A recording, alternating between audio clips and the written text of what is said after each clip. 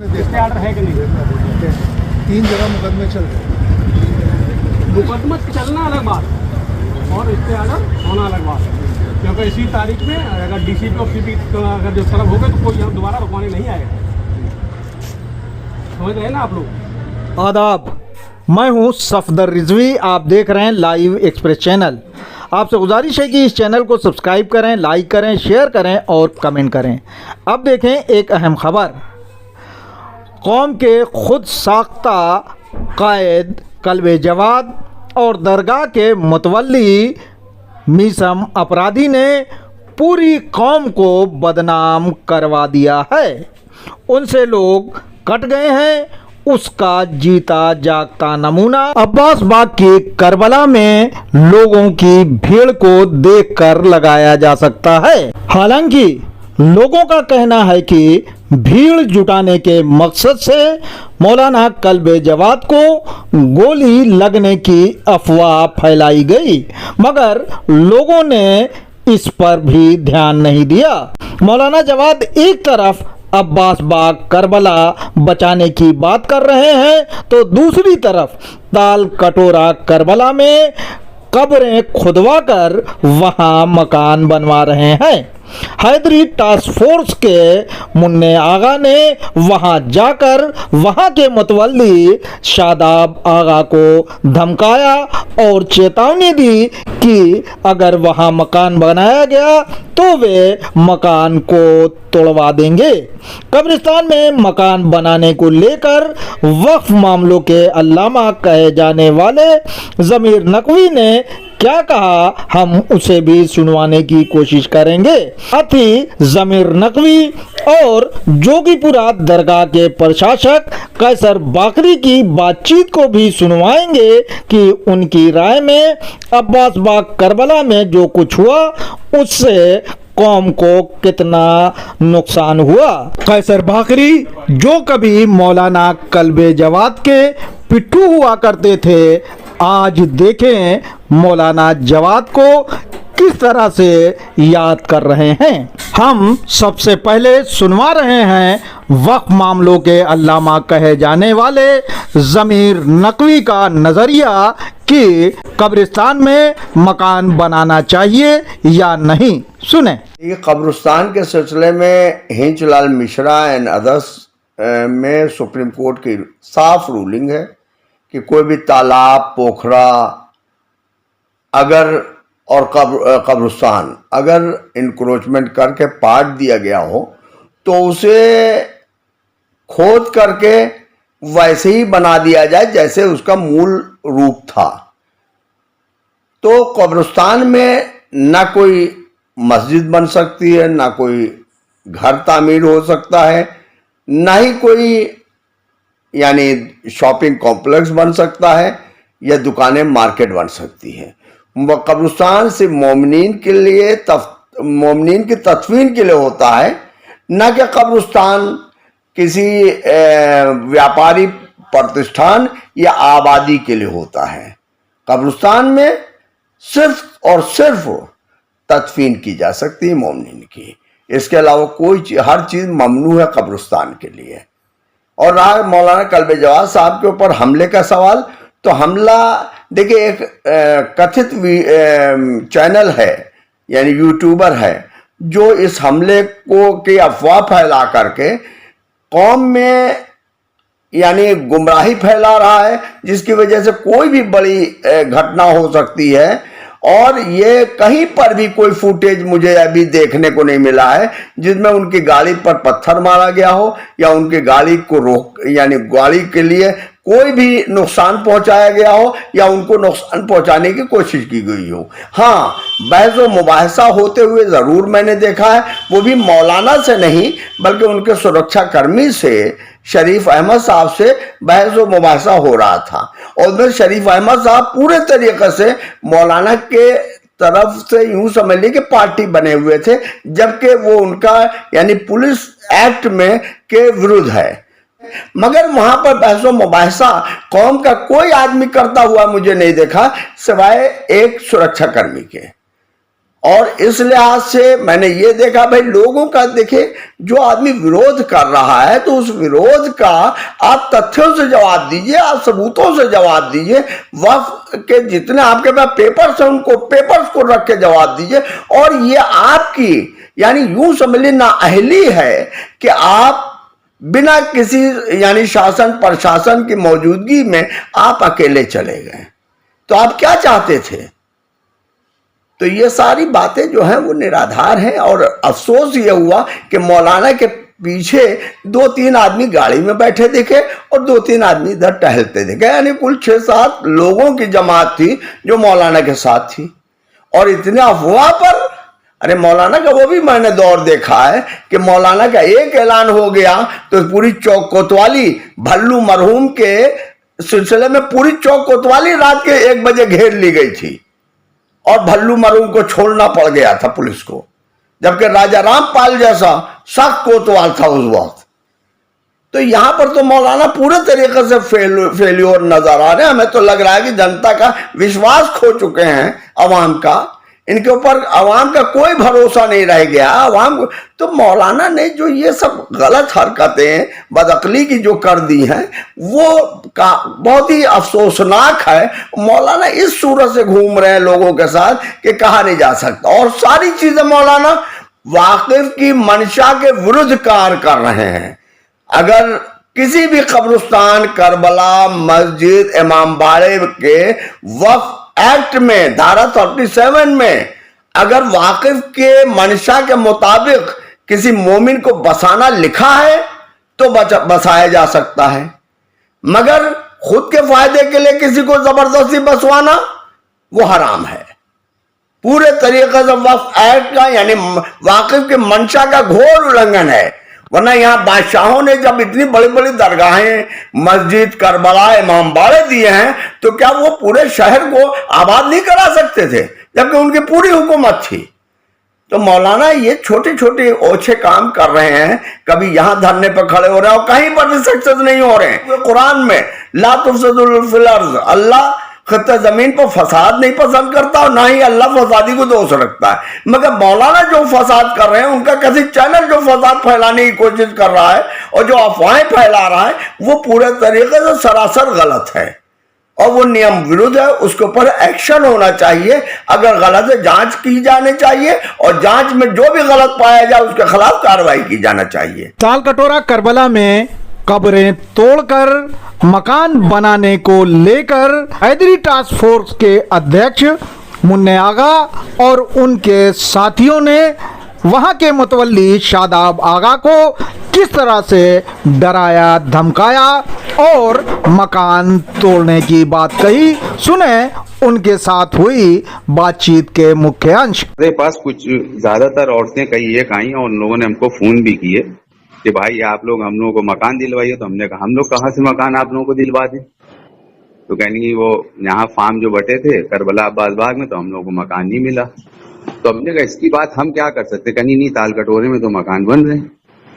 तो जब हमको उन लोगों ने बताया तो हम कल वहां गए तो हमने देखा वहां मकान जो थे वो बन रहे थे। तो हमने वहां पे जो लोग बनवा रहे थे हमने उनसे बात करी पहले कि भैया मकान जो है वो आप ये कैसे बनवा रहे। तो कहने हमें मौलाना ने बनाने के लिए कहा है और हम उनके कहने पे बना रहे। ये जो वहां के मुतवल्ली है शादाब आगा, हमारी उनसे बातचीत हुई जी। तो कहने के मौलाना ने कहा है और हमारा कोई लेना देना नहीं है। तो क्या आपने क्या पूछा कि मौलाना ने क्या कहा है, क्या लिख के दिया है उन्होंने? मौलाना ही ने लिख के दिया है उनको, मतलब ये बना जो लोग मकान बना रहे हैं तो मौलाना की परमिशन है। तो आपने पूछा नहीं कि मौलाना यहाँ के दरोगा हैं, सीएम हैं, मिनिस्टर हैं, क्या हैं? मौलाना तो यहाँ के कुछ नहीं है, मुतवल्ली भी नहीं है, चपरासी भी नहीं है। नहीं, तो हमने वही बात करी। हमने कहा कि भाई अगर यहाँ पे आप 5-6 मकान बना के दे रहे हैं तो भी इतने ये आलमनगर वाले लोगों को मकान बना के दिए जा रहे हैं जिन लोगों का मसला हम जो पूछ रहे हैं आपसे कि आपने उनसे ये पूछा कि मौलाना कल्बे जवाद यहाँ के क्या है? तो वही भाई वो तो यहाँ पे कुछ नहीं है ना। आप उनके पिट्ठू हो इसका मतलब ये थोड़ी ना हो गया। आप उनके पिट्ठू हो, अंधभक्त हो या जो भी हो, उसका मतलब ये थोड़ी ना कि मौलाना जो कह देंगे वो चल जाएगा। मौलाना कल्बे जवाद यहाँ के मुतवल्ली तो है नहीं, वक्फ बोर्ड के चेयरमैन नहीं है जी। वक्फ बोर्ड के मेंबर नहीं है। हम्म। तो मौलाना के कहने का क्या, मौलाना भाई बम्बई में देखा जाता है कि मवाली कुछ होते हैं जो दादा टाइप के होते हैं, वो उनकी चलती है, या फिर मिनिस्टरों की चलती है जो कानून से चलते हैं वो लोग। तो हमने उस पे ये आपको क्या लग रहा है, ये तो कानून के हिसाब से काम नहीं हो रहा है। नहीं, वो तो सीधी सी बात है, वो गलत है ना। तो वो हमने ये कहा, एक तो कब्रिस्तान जो है, कब्रिस्तान पे किसी तरीके का कोई जो है काम होना ही नहीं चाहिए, क्योंकि किसी के घर की खबरें, अभी जैसे ऐशबाग में खबरों के ऊपर उन्हीं ने प्लास्टर करा दिया 500 स्क्वायर फीट के ऊपर, वो भी जाके हम लोगों ने रुकवाया, वो खत्म हुआ। अब ये यहाँ कल देखा, यहाँ भी यही हो रहा है, तो अब वो वहां पे यही निकल के आ रहा है कि यही करवा रहे हैं। तो हमने कहा ये तो चीज गलत है ना, अगर नहीं होगा तो इसको हम रुकवाएंगे भाई। नहीं, वरना जो अगर 37,000 फार्म बटा है, जी। तो भी वो भी तो गरीब थे, वो भी तो मजबूर थे, वो भी तो पता नहीं कहाँ कहाँ से लोग आए, उन्होंने भी अपनी लाइन लगा के खड़े रहे, बेचारे सब मजबूर लोग हैं। अब उनको लिए भी कुछ सोचा जाए। जैसे हमारा कहने का मकसद ये कि ऐशबाग में जगह पड़ी उस पे बसाया जाए।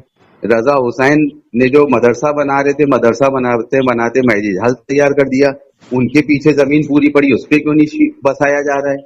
अजीमुल्लाह खां की करबला में इतनी बड़ी जमीन बसी, उस पे क्यों नहीं बसाया जा रहा है? ये कब्रिस्तान पे क्या जरूरत है बसाने की?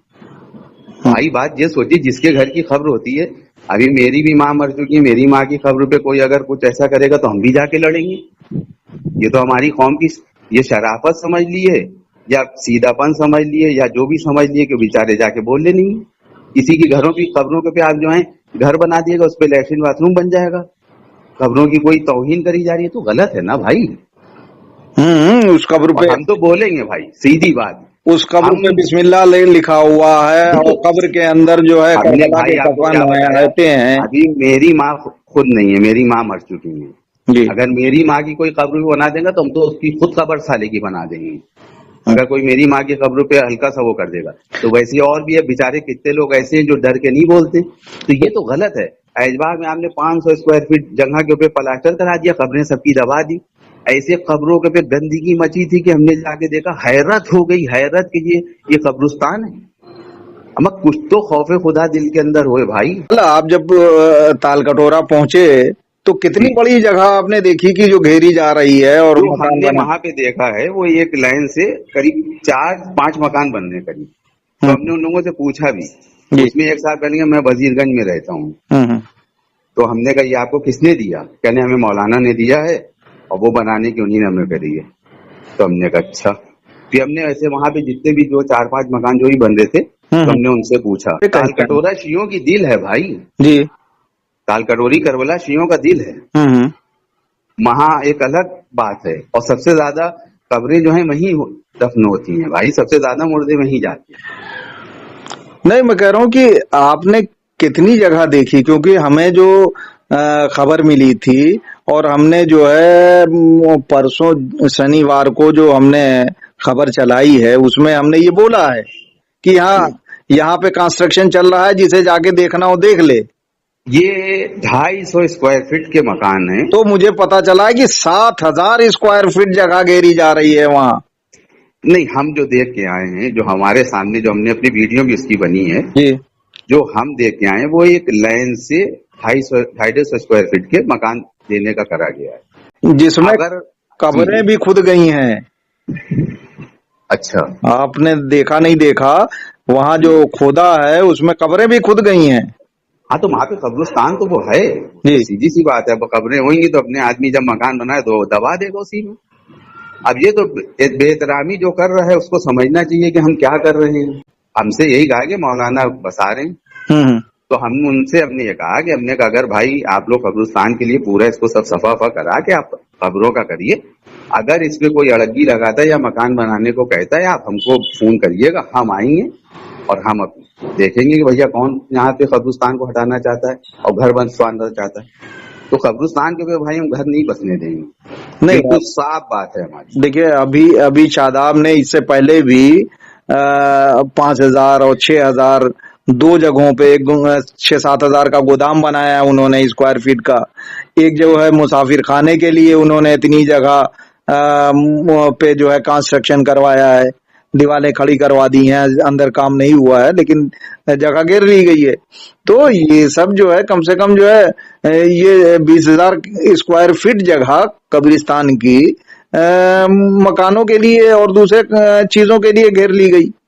फिर तो यहाँ भी यही हाल हो जाएगा कि 5 लाख और 10 लाख जैसे गुफरामाम में मौलाना कल्बे जवाद बेच रहे हैं कब्रें, तो फिर यहाँ भी अभी 1 लाख 1.5 लाख है तो और ज्यादा हो जाएगा। भाई अब्बास बाग की करबला में अभी एक हमारी जो है हमारे मामू की लड़की का इंतकाल हुआ, हमारी रिश्तेदार है, बहन थी, उनको सारी मेहदी ने 1,10,000 में तोड़ फोड़ के जो है कब्र देने के लिए हामी भरी थी। हालांकि उनकी पहले से उनके रिश्तेदार की एक हयाती कब्रें थी, तो वो भी हाय खिंच खिंच करने के बाद दी उन्होंने।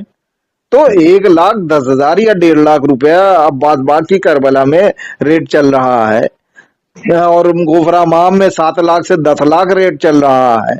इसी तरह से जो है अब सुनने में ये आया है कि 1 लाख या उससे ज्यादा पैसा जो है ताल कटोरा में भी लेने लगे हैं आती कब्र के। नहीं देखिए, करबला अब्बास बाग का तो हमारे सामने भी मसला आया और एक साहब मेरे पास आए भी, उनकी वालदा का इंतकाल हो गया था जी, तो उनसे वहां पे 90,000 रुपए मांगे जा रहे थे। तो उनके पास उस टाइम पे 40,000 रुपए थे जी, तो उनकी वालदा का, तो उन्हीं ने 40,000 वहां पे दिए, मगर 50,000 रुपए के लिए उनके बहुत पीछे पड़ा। तो उन्हें कहा आप दफन करवा दिए, हम बाद में आपको कर देंगे। तो वो हमारे पास आए तो हमने कहा भाई आप हमारे साथ चलिए करबला अब्बास बाग, देखें आपसे कौन इतना पैसा मांगता। वो कहने भाई अगर आप जाइएगा तो वहां बड़ी मुसीबत हो जाएगी और ये है वो है। तो हमने कहा वो आपकी भी मर्जी है, जाके दे दिए, अब चाहे 1.5 लाख दे दिए चाहे 2 लाख रुपए दे दिए। तो देखिए करबला अब्बास बाग में तो बहुत भयानक लुटेरे हैं, वो भी भयानक लूट रहे हैं। वो उन्हीं ने ऐसी करबला की सत्तियां मार रहे हैं पैसा लूट लूट के कि उन्हीं तो रेडी मार दी। यानी आप आप वहां जो है मकान नहीं बनने देंगे, चाहे 1 हो चाहे 10 हो, वो कोई भी हो। मकान के मैं खिलाफ हूँ, बिल्कुल एकदम खुली हुई मेरी बात है। कब्रों को नहीं तोड़ने देंगे, यही है ना? कब्रों को नहीं, बिल्कुल मकान वकान नहीं बनेंगे। कब्रिस्तान की जगह और अच्छी होती रहे वो बेहतर है। और यही उन लोगों की भी राय है। किसकी? उन लोगों की भी, शायद पागल होगी यही राय है, कब्रिस्तान मेन रहे। नहीं ये कैसे कह दिया आपने कि उनकी राय है? अगर उनकी राय होती तो अभी जो है 7,000 पे जो है मुसाफिर खाना कब्रों को तोड़ के बनाया, 7,000 पे गोदाम बनाया कब्रों को तोड़ के, और फिर 7,000 करीब जगह ये जो बना रहे हैं। तो ये कहने का तो कुछ भी कहता रहे, काम तो यही कर रहे हैं ना। इससे पहले 30, 35, 40 मकान जो है उन्होंने बनवा दिया कब्रों को तोड़ तोड़ के, जो पुलिस सामान भी उठा के ले गई थी, मजदूरों को भी पकड़ के ले गई। दरगाह के मुतवल्ली मीसम अपराधी और मौलाना कल्बे जवाद की कार्रवाइयों से उनके अपने लोग भी नाराज हैं। कभी मौलाना कल्बे जवाद के बहुत करीबी रहे कैसर बाकरी और वक्फ मामलों के अल्लामा ज़मीर नकवी ने बातचीत की। इन दोनों का कहना था कि मीसम अपराधी और मौलाना कल्बे जवाद ने कौम की सत्या पिटवा दी है और कौम को बदनाम करवा दिया है। सुने उनकी बातचीत के मुख्य अंश। मगर इन्हें बोंगड़ने साले ने ओंगड़ने मिट्टी कुटवा दी शिया कौम की। बिल्कुल ही। अब क्या औकात रह गई? 4 और तुम्हारे साथ कितने लोग हैं? 3-4 लोग बाहर खड़े हैं और 2-3 कार के अंदर है, 6 लोग तुम कुल हो। अरे तुम्हारे साथ अंजुमन कौम जाती, 10,000 लोग जाते, वो 4 लोग रोक लेते क्या? कोई सवाल ही नहीं था। भीड़ के आगे तो पुलिस भाग जाती है। तो आप देख लिए वीडियो में कितने लोग साथ हैं। इन्हीं ने अपनी वैल्यू खत्म कर दी ना, माइनस में चलेगा ये तो। अब तो कोई दरोगा भी नहीं आता इनके बुलाने पे। इन्हीं ने अपनी एकदम वैल्यू 0 कर दी है। हाँ नहीं, इसने अपनी तो की कि ये शिया कौम का बदनुमा दाग है। 100 साल बाद लोग पढ़ेंगे ब्लैक स्पॉट, शिया कौम का ब्लैक स्पॉट हुआ ही है। इसने तो लखनऊ में जो तकद्दुस और शिया लोगों का डेकोरम था सब खत्म कर दिया। सही है। पहले मुख्यमंत्री आता था मिलने भाई, डीजीपी आता था। हैं? कलबे साहब के दौर तक मुख्यमंत्री घर पे आता था। और क्या? और इसके दौर में चौक थाने का दरोगा नहीं आता। अभी आप फोन करिए पुलिस कंप्लेंट में 100 पे 102 पे 101 पे 5 मिनट में पुलिस आ जाएगी। और इसके फोन के बाद कोई नहीं आता। हाँ तो इसने तो मामला बहुत खराब कर दिया, बहुत कौम का मिल्लत का नुकसान किया इसने, पागल ने। वक्फ बोर्ड में तो आना जाना है, कभी कोई है कभी कोई है, वो कोई मसला नहीं है। मैंने तकद्दुस और वक़ार खत्म कर दिया कौम का, ये नुकसान किया। सही बात है, अफसोसनाक। हाँ, अब तो पता नहीं चल रहा है, जब हिस्ट्री लिखी जाएगी तो काला धब्बा लिखा जाएगा कौम के ऊपर। 50 साल बाद लोग पढ़ेंगे बच्चे के इस नाम का भी पागल गुजरा था, हरामी आदमी जिसने कौम को बर्बाद किया। तो ये एक थे अख्तर अब्बास आईजी, हमारे बचपन में सन 84-83 में रहे थे, 82 में 84 में थे, 84, हाँ 82 के बाद 83-84 में। आज तक उनका नाम है। निहायत नेक, ईमानदार, सख्त, बढ़िया काम करने वाले। और पीलीभीत का एक मैटर था तो हम 7वें 8वें क्लास में थे और उनका नाम हमें आज तक याद है, अख्तर अब्बास। तो जो काम करते हैं, जिनका नाम होता है, कोई नहीं भूलता उन्हें। सही बात है। इसका नाम साले का गंदगी के साथ लिया जाएगा। कौम में क्या रिएक्शन है, कुछ है इसका? कल मैंने फोन किया लखनऊ में कई जगह, तो किसी को कुछ पता ही नहीं था। बोले यहाँ कोई जिक्र ही नहीं है, ना किसी को पता। देखो, अगर एक्चुअल घटना घटती तभी तो सबको पता होता। हाँ, एक्चुअली पता चलती है, नाटक का क्या पता चलता है। ये नाटक, ये अफवाह उड़ाई है। वक्फ बोर्ड की मीटिंग में भी कुछ खास नहीं हो पाया। नहीं हो पाया ना 2-4 मैटर थे और 2 हिदायत नवाब वाले पे सुनवाई हुई है और 2-4 हाई कोर्ट डायरेक्शन के थे। कोई खेल नहीं कर पाए, ये कोई बड़ा काम नहीं हुआ। बहरहाल अब्बास बाग की करबला में मौलाना कल्बे जवाद और मीसम अपराधी ने जिस तरह का हंगामा करवाया है वो बेहद शर्मनाक है।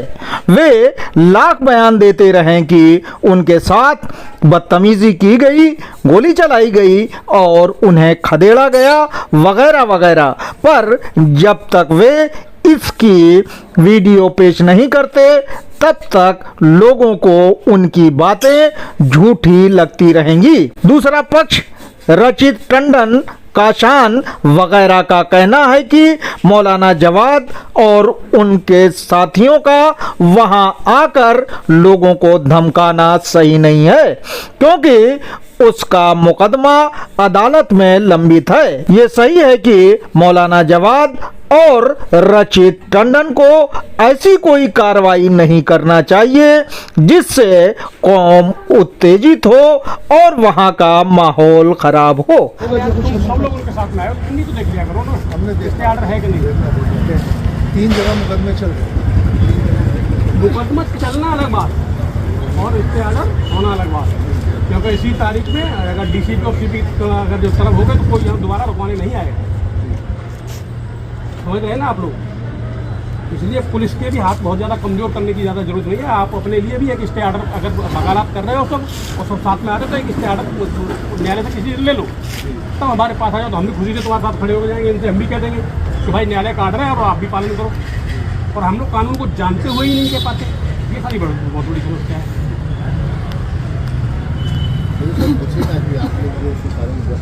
देखें पुलिस अधिकारी ने किस तरह से मौलाना कल्बे जवाद के वकीलों को फटकारा और सबक सिखाया। आपसे गुजारिश है कि इस चैनल को सब्सक्राइब करें, लाइक करें, शेयर करें और कमेंट करें।